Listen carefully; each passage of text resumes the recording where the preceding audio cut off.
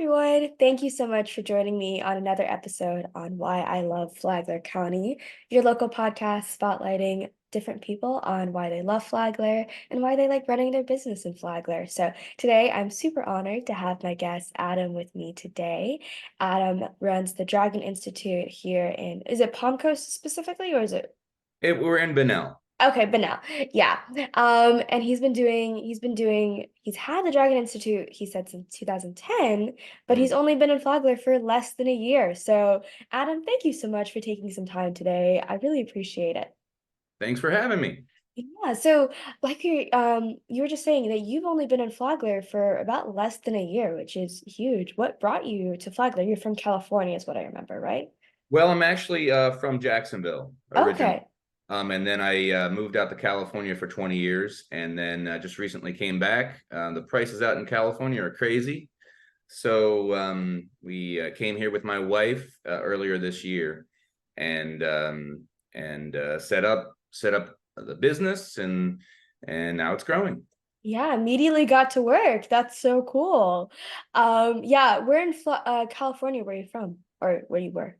I was in Dana Point, which is kind of halfway in between LA and San Diego. It's in Okay. Orange County. Okay, yeah. Yeah, I know exactly what you're talking about with the prices. I have a friend who lives in like the LA area, and all the time we like compare gas prices. And it's like a heart attack whenever she tells me like how much it is for Yeah. like half a tank. I'm like, oh my God, don't tell me these things anymore. I can't handle them. The only thing is really groceries are almost the same, especially Publix. Publix is pretty expensive. It's actually more expensive than some of the grocery stores out there. Oh, yeah, I'm sure. Because But I everything feel, else, yeah. You win some, you lose some. It's what happens. Well, I would love for you to talk. I know a little bit about your story because we had met through the local BNI chapter here, yeah. and you were presenting the week that I visited. But I would love for you to share a little bit on how you got into um, your area of martial arts, and if you want to share a little bit on what the specifics is, because you were giving some pretty cool examples, but I'll let you explain that. Sure, sure. So I been doing this for about 30 years now, and how I got into it was a buddy just said, "Come check this out," and I didn't know what was what. And I did. I checked it out. I got what's called the 1 inch punch demonstrated on me, and I was hooked because I had no idea you could get power from seemingly nowhere. And then kept doing it, really liked it, and I didn't know I was going to teach it and make a career out of it, but I just kept doing it, really enjoyed it, and I love teaching. So yeah, that's how I got started and just kept going. Yeah.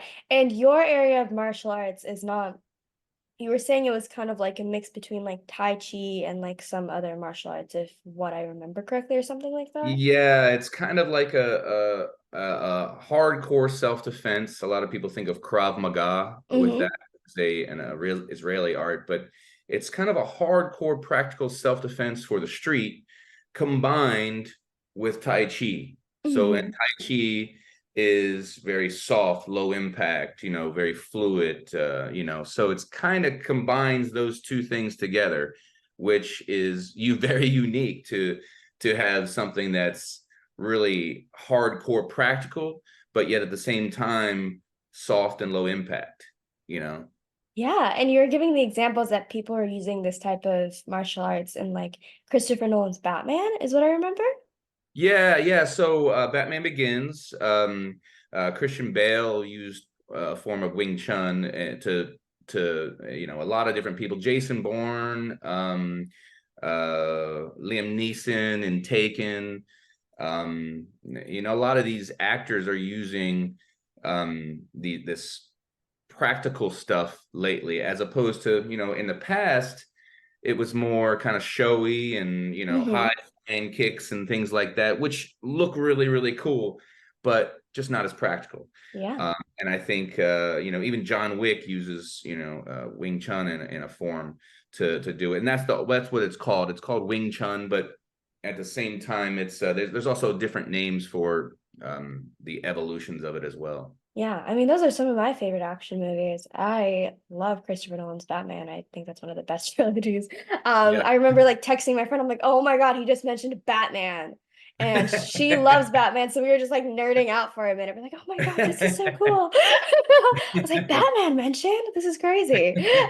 Um, but yeah, so you've had your business here in Flagler for about 10 months is what, or like less than 10 months is what you were telling me. We had our So, we had our grand opening in August of this year. wow, And I moved here about 10 months ago, and wow. then secured a location in Bunnell, and then was able to remodel the space and get it going slowly, and now it's continuing to build, and it's really cool being a part of this community. Yeah, that's so cool. And you had shared a little bit at your BNI, at the BNI, that a lot of your great target market are kids, Yeah, teenagers, young kids, anyone who kind of sometimes deals with like attention issues or something like that, and helping them have that like regiment, that kind of focused can help lead into other areas of their life. Also, if they, like want to be like Batman or something, right? um, yeah. so I would love for you to share just a little bit on how that helps kids and how have you seen the transformation in kids' lives? Sure, sure. When you're a kid, you're at an age, a very formative age, where you're more open to things and you're trying to find yourself. So with that window of opportunity, there's a chance to help people to look at things in a different way. There's a chance to help them, work harder and start a life of discipline. Hmm. Once develop some bad habits, it's much harder to change things, because then we have to undo those things. So it's much easier. You're kind of like a kid is a blank canvas. So and in fact, some of my best students were students that came to me with certain issues, focus problems, maybe not doing great in school, maybe even disrespectful to parents or teachers. All these people, they've got something that is the source of these things, and Right. what kung fu can do is get to the bottom of that, because it's just so honest in everything that it does. So you have to work hard, you have to face your fears, you have to get over your doubts, and it empowers you to be you. Hmm. So that's what the art that I teach really does. It finds your weaknesses, and it says, okay, let's face those weaknesses, Right. right?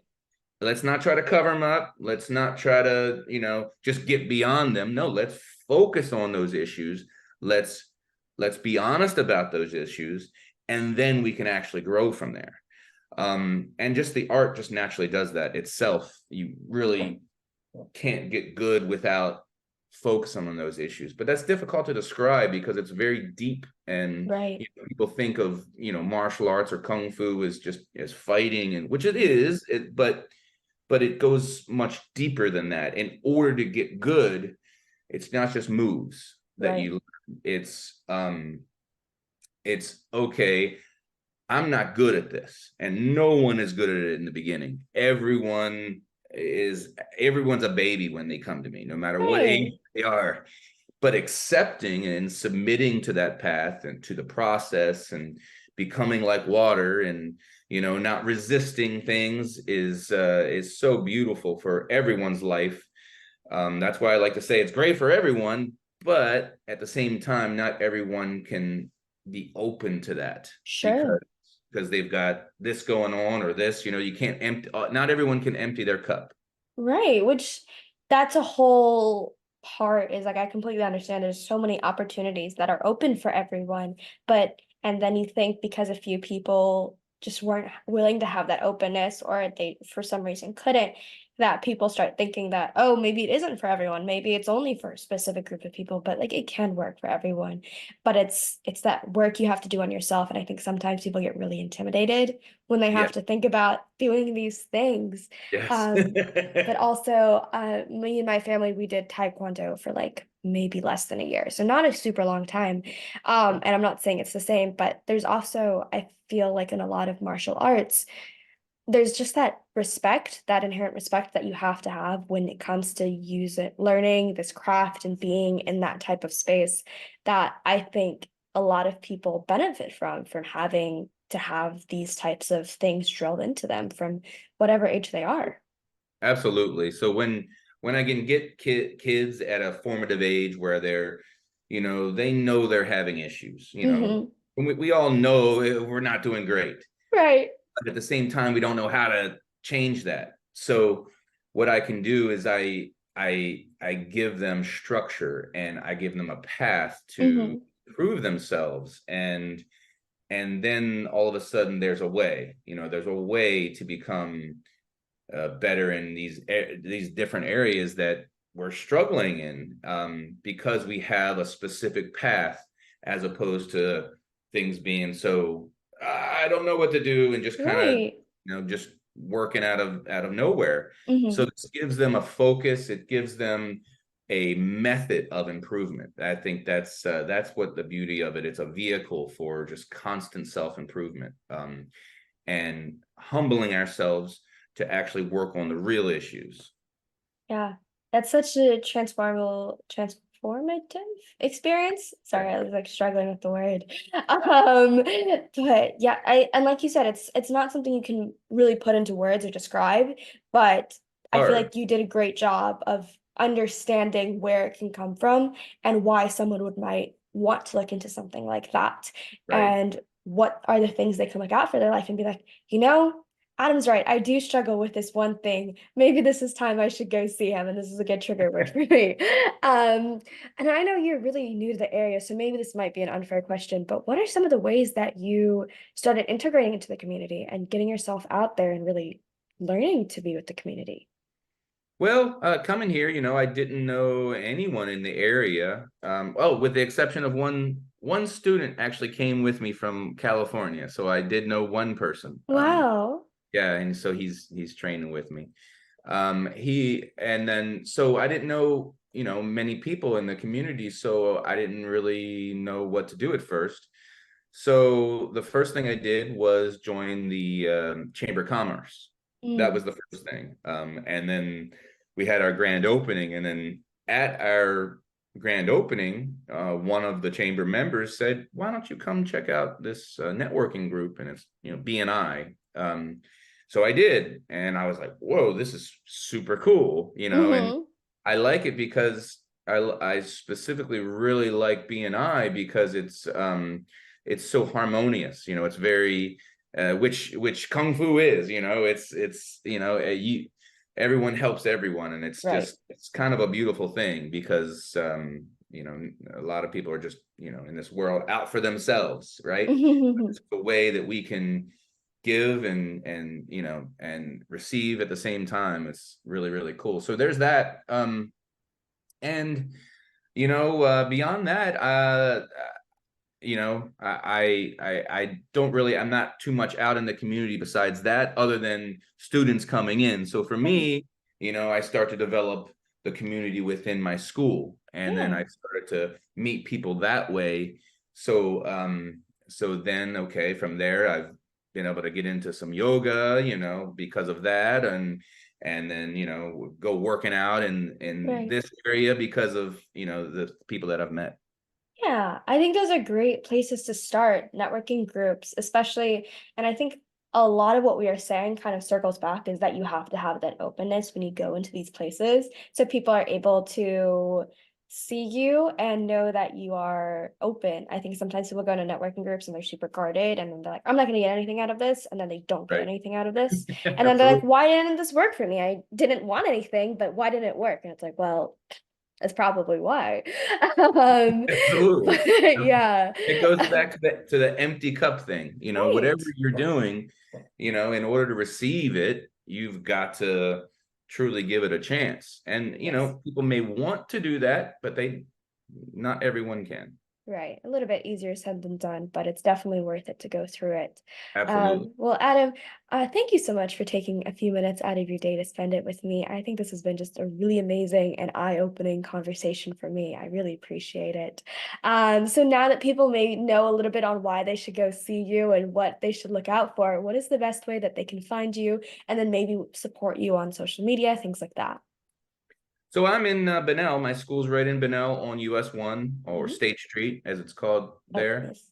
And it's right next to Ty and I, that the restaurant. Oh, yes. Yeah, right Yeah. there.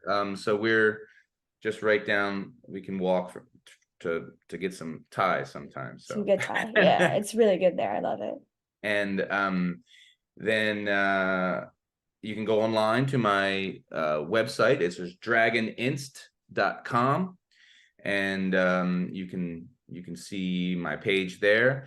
And then on social media, I've got Facebook, I've got Instagram, YouTube. I've got a YouTube channel with a bunch of lessons on there. So now up to 53 subscribers on there. So working good on that for many years with education there. So Yeah, so I'll make sure I link all of those in the description so people can click on those a little bit easier. I think that Adam would really appreciate it if everyone gave like a like on his Facebook page and a follow on Instagram. I know that does so much for the algorithm. So, again, Adam, thank you so much for coming on. I really appreciate it. And I really enjoyed our conversation. I thought it was really awesome. thank you. Thank you for having me. I Yes. appreciate it. Yeah, of course. Well, I'll see you all next time. Thank you.